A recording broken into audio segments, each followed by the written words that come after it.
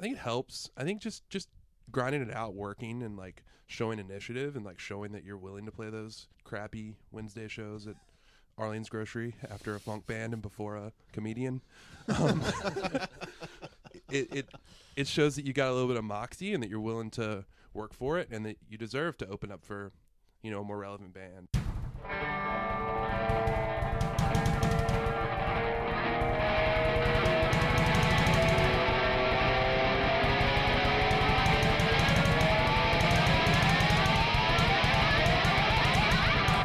Hello and welcome to the Earfuel Podcast. As always, I am Joel Freemark, and you can track me down on Twitter at GetEarfuel and at The Daily Guru. You can find this podcast under Earfuel in the iTunes Store and at SoundCloud.com/GetEarfuel. What you heard at the top was part of my interview with the band Geometers, and we will get to that right after a quick album review. Now, there have been a number of albums released since 2016 began, but the one I want to dig into the most is the recent offering from Sia, and it's called This Is Acting. I've been a Sia fan for a very, very, very, very long time. I remember first hearing her with 07. That was well over a decade ago. That was almost 15 years. And her album, Color the Small One, it remains a personal favorite of mine. I love that record. But her records since, they just haven't hit me in the same manner, and while I listen to them from time to time, I don't know. I feel like the artistic direction that Sia moved in, it sort of detracts a bit from her exceptional talents, at least as far as I see it. Now, this new album kind of wasn't supposed to happen. That is to say, she said a number of times that most of the songs on this album were actually originally written for other people, and for one reason or another, she ended up recording them for herself. Now, if that sounds a bit strange, it shouldn't, because Sia is a big-time songwriter and has been for a long time. Among other songs, she wrote Rihanna's massive single Diamonds. She's penned chart toppers for the likes of Britney Spears, Jessie J, Beyonce, and many others. But the fact that all of these were supposed to be for other people, it really comes across in the record. And I say that because the songs, they sound similar.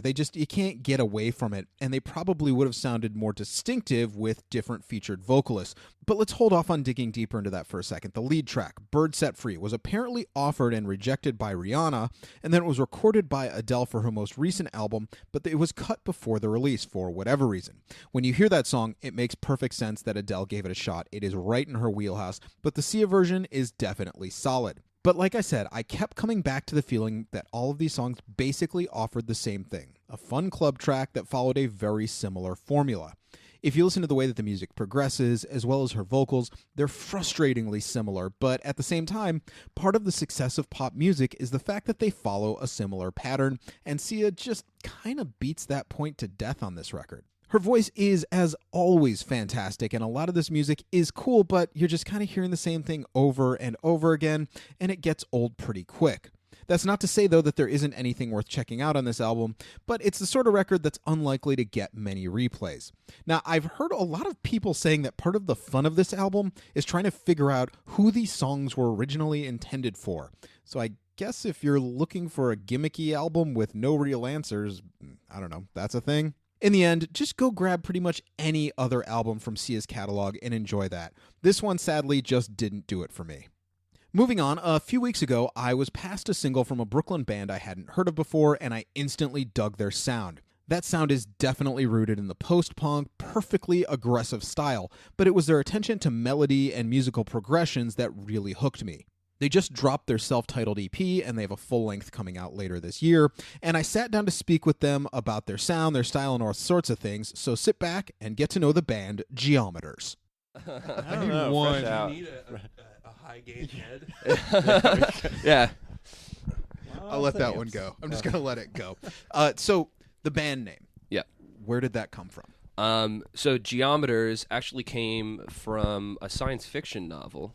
The author, which escapes me right now. Do you remember Neil Sam? Stevenson? Neil Stevenson. Yeah. It was actually my brother's idea. We were searching for names, and as I think is always the case when the band's looking for a name, no one has any clue what they're doing, and everyone hates everything.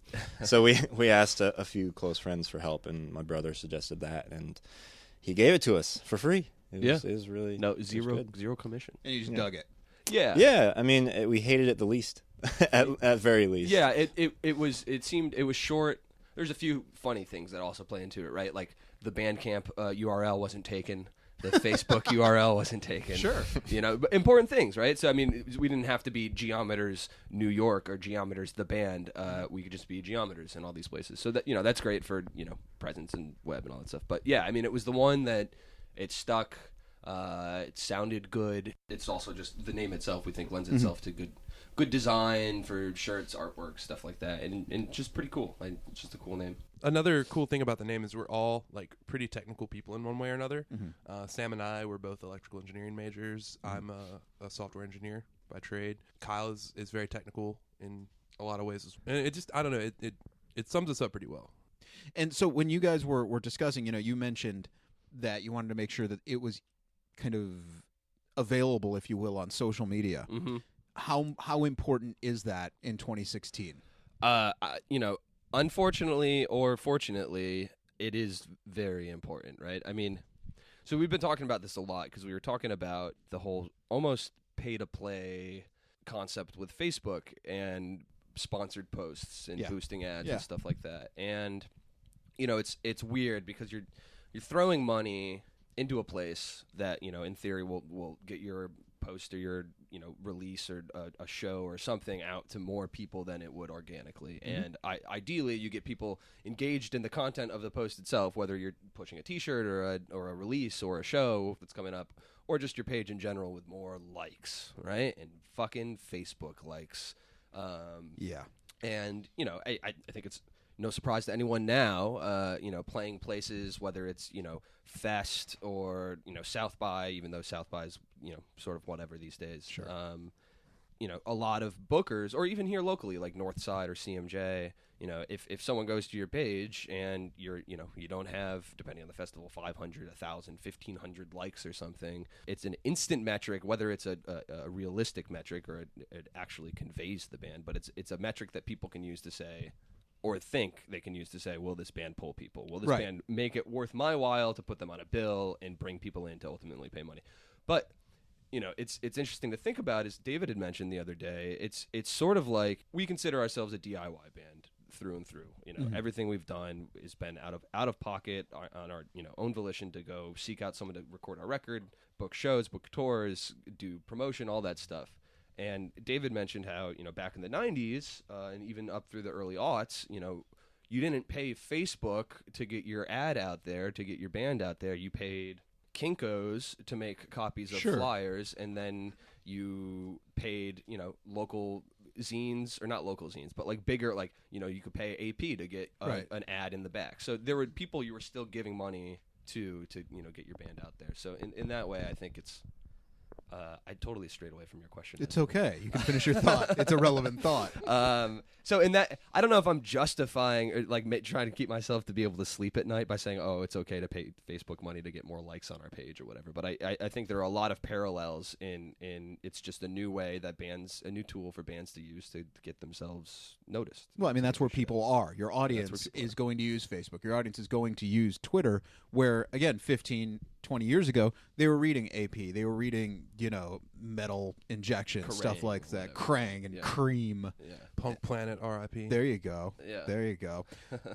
So with what you were saying, though, about the DIY movement, especially here in New York City, we've seen a lot of the great DIY venues get pushed out, get shut down over the last, 2 years. Death by Audio is gone. Glasslands is gone. Brooklyn Night Bazaar is gone. And then there's obviously there's a very long list of great venues that have been forced to close because, rising rents, not as much interest in the scene, whatever. Since you guys are absolutely part of that DIY scene, where do you guys see things? I think it's one of those things that, for every one that closes, another one pops up. And I mean, like, I'm pretty new to the city. I've been here for 2 years, and I played at Death by Audio years ago. Yeah. But, like, it's just kind of moved a little further east. I mean, if you think about, like, we're in Bushwick right now, and within, a 5-block radius of here, there's 3 or 4 DIY venues. I mean, you've got, like, Silent Barn and Mr. Roboto Project and Alphaville. Sure. Yeah. The Palisades is huge. I mean, Palisades is one of the biggest venues in Brooklyn now. I mean, like, Suburbia. Yeah. Less a venue or a house, I guess. Yeah, Aviv up further towards Aviv. my So hood. I mean, they all pop out. I'm sorry, they all pop up. Like one closes, 3 pop up. But there's also obviously, so our release show, which is on February 3rd, is at Shea Stadium, and Shea Stadium's sort of incredible in the scene, and is like the keystone of it right now. And for one reason or another, for many reasons actually, they've managed to survive a lot of change around them in their neighborhood. And still be, putting great shows together almost every night of the week, fostering a ton of fucking great bands that are coming out of there. So there are venues. It's a shame Death by Audio is gone. It's a shame Glassland's gone. 285 is gone. All those different great venues, but there are still places. There's still places to play and put together shows, and so I think in that regard it's very much alive. If I had one complaint about the current state in with those venues, I think there's a lot of it gets difficult to to play. It seems less easy to play these venues. They seem less, a lot of them, I don't think Shea as much as some others, but a lot of these venues are very difficult to get shows booked. Coming back to that whole Facebook thing and presence and reach and stuff, whereas previously Death by Audio, at least in its early days, would put on shows that didn't Anybody, care. Yeah, anyone can play. 6-band bill, great. Right. 10 people show up, awesome. We're throwing a show. And I think a little bit of that has gone away. I think there's a bit more almost curation going into these venues. A little bit more. This doesn't, your DIY band isn't the kind of sound that we're looking for. Sure. Which is fine. I mean, that's, these places have their own prerogative and they want to do what they want to do. And I think that's fucking great too. But I do, it would be awesome to have a place that is like, and maybe it's not achievable because of money and just all the costs of running these venues, but to just have a more open community space would be awesome. Yeah, because a lot of people have said to me, and you see it, that whether you want to call it a DIY scene or an underground scene, it's very difficult to make it in the very early stages of a band, to actually get someone to say, yeah, you can play here for more than yes, you can have 7 minutes, and you can do a song and a half, but also you're going to have to pay $50. And so there are people who are saying that sort of thing is slowly doing pretty significant damage to local music scenes. Yeah, I don't know if there's. I mean, I don't really see pay to play around here so much. Manhattan still has it, which is like a total bummer, right? But yeah, I think it is. It's tough. There's a barrier to entry. Getting all the places, like you can play any place, like in the city, like Arlene's, Left Field or Arlene's, or Cake Shop or Pianos upstairs or anything like that. No problem. Yeah. Those bands aren't those aren't community places. Those aren't DIY places. Those are businesses that just are gonna have a shitload of people there every night. And if they have a stage open, they're generally okay with having people come out there. But people aren't going there necessarily to see the band. Right. People are going there to get a drink or whatever. And I think those places are like, it's really tough when you're first starting out when those are the only places you can book shows, because it's not really doing anything for you. It's sort of, you can get stuck in the cycle of just playing these venues for no one, and on weird, just the weirdest bills. I mean, like in the early days of this band, we have played for just one woman with an iPod playing like bizarre free thought, like 80s pop, like singing very loudly, followed by some dude that just found out about Ableton, followed by us. It's like it's just so bizarre. And when you have something like that, it's like the only people that come out for all the bands are the friends of that, and so you're not catching any ears of people that would be interested. Right, because they leave right when their friend is done. They leave. Right, or if they were to stick around, they are into weird free form 80s pop music or Ableton fuckery, so they're not interested in. So then has then social media made it easier for you guys to book bands with similar sounds and put together better bills because you can get a better idea of the band? I don't know. I mean, we've kind of fallen into a little community of like-minded bands right now, and there's a lot of kismet with that. I booked a band in Virginia a couple of years ago, and it's the band Living Room, who we're now label mates with, and so we've been fortunate to be able to share some shows with them and with Scott, the singer's other band Never, who we're playing with at our release show. And then our buddies in Wild Pink, I live in Greenpoint. The singer lives in Greenpoint. We ran into each other at the grocery store. Sure. And that's been one of the most beneficial relationships for this band thus far. It's weird. Social media helps, definitely. Especially since we've been putting a little bit more effort into it, we're definitely having more, a lot of out-of-town bands reach out to us to help them set up shows here, which we love to do. Sure. It's one of our favorite things to do. I think it helps. I think just grinding it out, working, and like showing initiative, and like showing that you're willing to play those crappy Wednesday shows at Arlene's Grocery after a funk band and before a comedian. It shows that you got a little bit of moxie and that you're willing to work for it, and that you deserve to open up for, a more relevant band or throw a bill out there and have it picked up. And I think even besides social media, I think the things that have helped us most is playing those, crappy or mediocre shows, and we just happen to meet one or two people in a band that are just so down. Just like the nicest people who are into the same kind of music, and then from that, it's to me it still ends up being like the personal connection is Sure. usually the most fruitful. Oh yeah. I mean, even the first, a long time ago, Sam and I had a different band, and the first show we played with that band, we got thrown on a bill with a bunch of great like-minded bands, but two of them, one called The Black Black, Money Fire Records band, they're awesome, and then a band called Gung, who has since broke up and reformed as Super Blonde, another Money Fire Records band, are great. The singers for those bands, everyone in those bands have become like, big cheerleaders for us, helped to get us on bigger shows with them, really supported us as we put out new music and reformed as Geometers and all this stuff. And that's like a perfect example of, we played the dance studio back room of a pizza parlor in Greenpoint. Like that was the show. And that was our band's first show. And it was like, we walk up to it, we were like, what the fuck is this gonna, like, this is going to be terrible. And it ended up being like arguably the most important show we've played, because it's gotten these connections that continue through today to be hugely beneficial. And not to mention just like great friendships and great times with these guys since then, seeing their bands and just knowing them. So yeah, that's the most important. That's why like never, we can joke and laugh about the Arlene's gigs or whatever, but they're you don't know unless you play, and that one stroke of luck can foster a great relationship with someone. So you mentioned that you guys are putting out a record, of course. You guys are on a new label. Let's talk about that.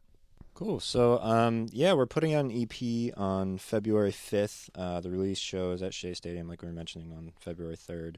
In a weird way, the EP was just kind of, not an accident, but it was an afterthought that we realized was the right thing to do.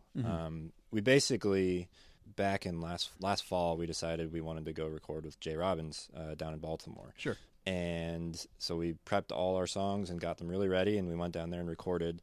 And as we were trying to sort through who was going to put it out or how we were going to put it out in a timely fashion or whatever, we were realizing just the ridiculous nature of pressing vinyl. Yeah.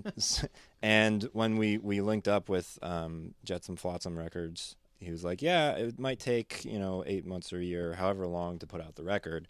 We were realizing, like, we need to put something out now so people can actually hear what the heck we sound like. We took one of the album tracks and a few of the tracks that either just didn't fit with the sequencing of it or tracks we were going to cut for one reason or another, and we put them into this EP. That's by no means saying that this is like the garbage from the session, because it's not at all. The garbage EP. Garbage EP. But it definitely was like, here's a range of 4 tunes that kind of shows what we're about and kind of foreshadows what's going to come. So that EP is coming out in like a week. Yeah, and we got them, for some reason cassettes are cool again. So we've got them on these super sweet banana yellow cassettes. With the artwork was done actually by one of David's good friends. His name's Jeremy Willis. Tremendous artist. So yeah, those will be really sweet. They look cool. They sound great. Jay Robbins is a wizard in the studio and as a musician and as just an inspiration to us. So working with him and putting out all this content is going to be really great. And then that's actually another point for social. I mean, with Jetsam Flotsam, that was through meeting these living room guys and playing shows with them. They at mention record label, check it out, send them the demos, and holy shit, yeah, let's do this. So cool. How would you guys describe in less than 10 paragraphs your sound and kind of, from the influences that you guys have? I know it's a lot of the Discord era bands, kind of that post-punk scene. How would you guys quickly describe your sound? Let's all do one adjective. There we go. Yes. One adjective How about one appears. sentence? Let's more than an Okay. adjective. All right. Oh, okay. Cool. We are loud, fairly angsty, but also dynamic rock music. That's it. And can I throw out a band influence too? Can we Sure. throw in a band? Sure. Sentence in one Do band. a couple. I'm gonna me personally, Jawbox. Okay. I mean, I would kind of say dynamic. Yeah, loud but dynamic, aggressive but with a really strong sense of melody and harmony. And Engine Down and Fugazi. Fair enough. Those two bands. I said them real quick. We're kind of angular. I hate using that word to describe music, but we are. We're definitely aggressive, but we're also very melodic and catchy. We're just a energetic rock band with obvious post-hardcore and punk leanings. Two huge influences for me, Engine Down for sure. And then, I don't know, I've been trying to think about like my favorite drummers. I'll just make it all about me. And We'll just mute them for the whole podcast. yeah. Like we don't sound anything like Jets to Brazil or Jawbreaker, but there's something about the driving nature of both of those bands and the just tremendous rhythm section, especially Jets to Brazil. Chris Daly is one of my favorite drummers ever. And I don't know, I have a lot of influence from that as well. I mean, I think those two bands in particular are amongst a huge list of bands that I think we all share in similar ways, at least 2 out of 3 of us, if not all 3 of us. And, when we don't directly sound like Jets to Brazil, like it's absolutely, that sort of stuff is a huge influence. Sure. And so I was listening to the EP a handful of times, and some of the songs melt into one another really, really nicely, and then you guys have hard stops at others. Did you guys do those purposeful when you guys were writing? Where you're like, man, this song will flow so well. I think it's On My Own into Title Fight. Mm-hmm. Was that purposefully done, or was it just kind of studio magic? That had come out. We started doing that live. That used to be for a while. We were opening with those 2 songs. Mm-hmm. So on the full length, On My Own, which is no longer on the full length, only Title Fight is. But we originally had in the track listing, On My Own into Title Fight and have that drone. So that did come out of we got used to playing it that way. I liked how it sounded. They flew went into each other. So it was really, I think, because we used to open that way, and because On My Own's not going to be on the full length, it just made sense to open up the EP that way. And how do you guys write? Is there a primary writer? Do you guys just kind of sit in the room and figure it out? Do you guys do a lot of stuff, live? Yeah, it's actually fun. This is one of the most intensely collaborative bands I've been in terms of writing.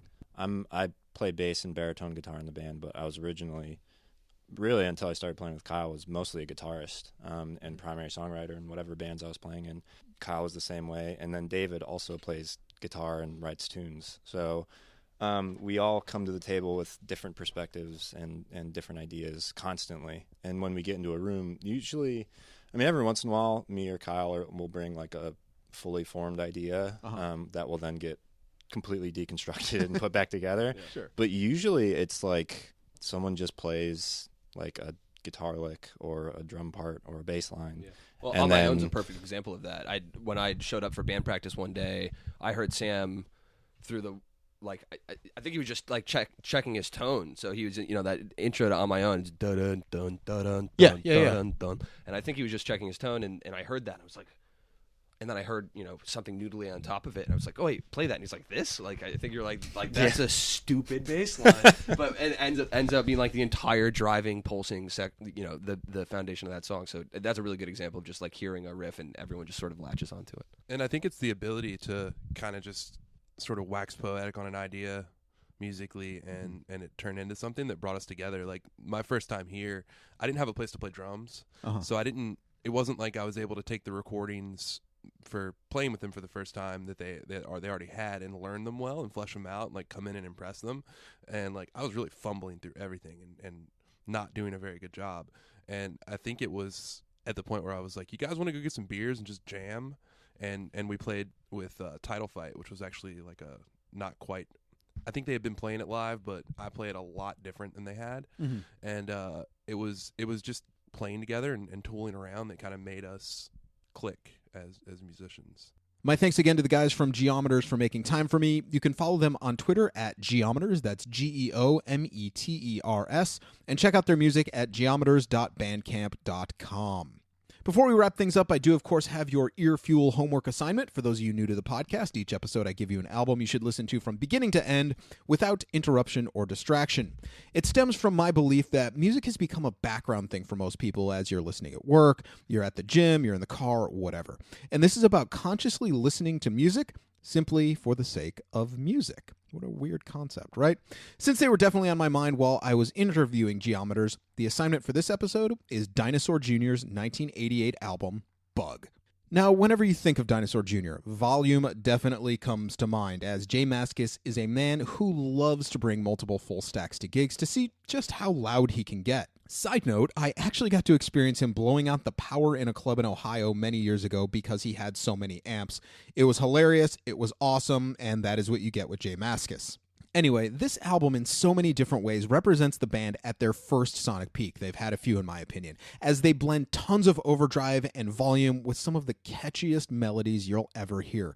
You have to understand with Dinosaur Jr., they love to be loud, but they're not going to be loud just to be loud. There's always an intent to it, and there's always a purpose, and that is what makes them so fantastic. Whether it's the alt-rock bounce of Freak Scene or Pond Song or the speedy power that you get on Let It Ride, this is one of those records you just want to play again and again and again and again. It never ages or loses its impact. It's without question one of the finest trios to ever record. You can't mistake their sound or Jay's voice for any other band ever. It's one of those bands that once you hear them, you're gonna fall in love with them. A lot of people also see this as one of the records that sort of revived real dirty rock and roll. You know, we kind of were getting away from that overproduced hair metal sound. It's, as I see it, it's the bridge between the hair metal sound and what would eventually become grunge. This is definitely one of those building blocks, along with bands like Mudhoney. You have to have Dinosaur Jr. in that equation. Any way you slice it, Bug is a killer rock record from beginning to end. Everybody should be blasting it on a regular basis, so go do that and thank me later. As always, you can find the podcast at soundcloud.com/getearfuel and in the iTunes store under Earfuel. You can follow me at getearfuel and at The Daily Guru. And hey, if you dug the podcast, go tell a friend. That is your Earfuel. Share and enjoy.